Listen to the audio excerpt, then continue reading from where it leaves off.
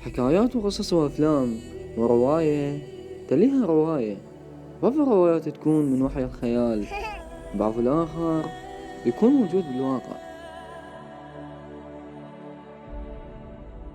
زماننا قبل حلو بالفلاحة كلها فلاحة. Was one of the force's happy hunting grounds. On the banks of the limpid river is the original Tree of Knowledge.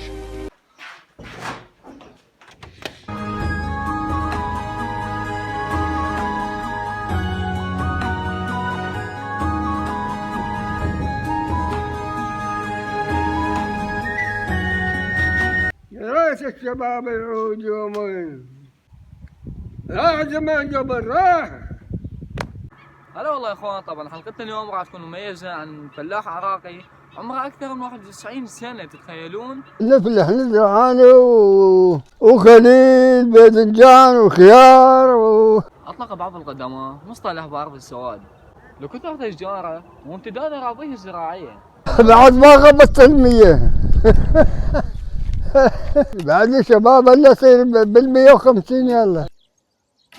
طبعا أهم ما امتاز به تاريخ العراق هو شهرته بالزراعة.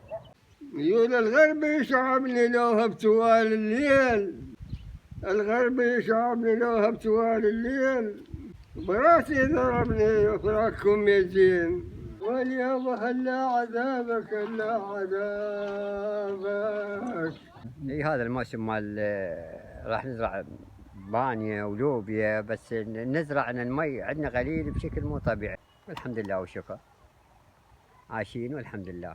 اوكي يا اخوان، طبعا مثل ما شفتوا هاي المزرعة مال الحجي، طبعا والزراعة مواسم. يعني هسه موسم الباجلة من الفاصوليا، ويجي موسم البانية، ويجي موسم اللوبيا، يعني ها كلها مواسم. هاي المزرعة كلها موجودة، بس المي هنا قليل بهاي المزرعة اللي موجودة. طبعا دخلت هاي المزرعة الخاصة بالفاصوليا اللي هنا موجودة، ديت المزرعة مال باجلة، وهاي المزرعة فاصوليا. هلا اشوفكم اياها من الداخل.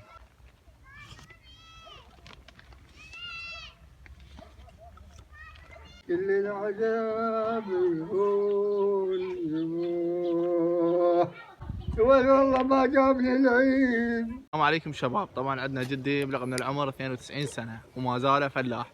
هو قدوة إنه يعلمنا على الزراعة، البانية، الفاصوليا، اللوبيا، والحمد لله الله نعم علينا ننطانا أرض، الحمد لله وشكرا. يا بصيح ما يلتفت، بصيح ما يلتفت، والله شعل دوياه، واليا بابا الله سالوا لي.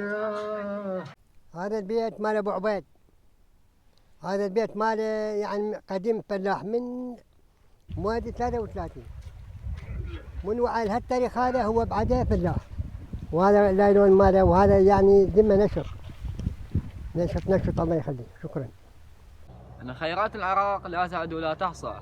هاي الباجي اللي نزرعها يجدون نحويها وياها، هم نستفاد منها ونبيعها، هم يعطينا من عندها، هو زين. طبعا الزراعة من أقدم المهن في بلاد وادي الرافدين. طبعا اخوان، شفتوا هذا الكوخ اللي هنا موجود؟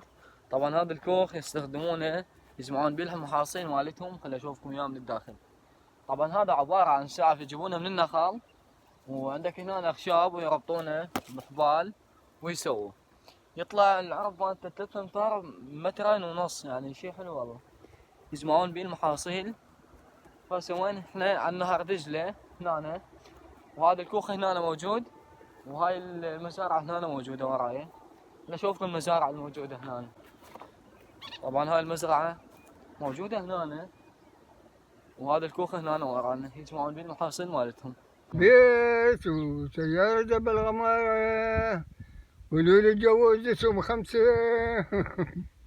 كلها من الفلاح. يا ابوهم من الله جابك، ابن الله جابك، كان القلب ساليك يبوك. لا لا لا لا لا لا، واليوم من الله جابك. طبعا يا اخوان، دخلت احد البساتين. هسه احنا بشهر الثالث وبدا كل شيء يزدهر مثل ما جاي تشوفون. هذا تفاح، وهذا عندك هنا برتقال، وخلينا نشوف شنو الموجود داخل البستان. طبعا هاي طريقة السياج بدائية من آلاف السنين، والعراقيين يستخدمونها. مجرد سعف يقطعون من التال اللي مقابلنا ويسووه، يعني من آلاف السنين ولحد الآن هاي الطريقة البدائية موجودة هنا. هاي عندك هنا رمان، وهنا تين، هذا تين سويته مجمد، وهنا هم تفاح، وكذلك نخل سويتهم ناشينه. من اجمل الاشياء انه النحل هنا موجود بكثره، يعني هاي عمليه اللقاح مالته. والله اجواء حلوه هنا، يعني راحه نفسيه، هدوء، ما تسمع بس الطيور هنا موجوده. اللهم لك الحمد. اوكي اخوان، طبعا وصلنا لنهايه الفيديو، اتمنى لو عجبكم الفيديو لا تنسونا اللايك والاشتراك بالقناه، والاهم من هذا كله تكتبون لنا رايكم عن المحتوى اللي جاي انزله، تكتبون لنا المحتوى اللي راح انزله بالمستقبل. فشكرا على المشاهده، ونشوفكم الحلقات القادمه.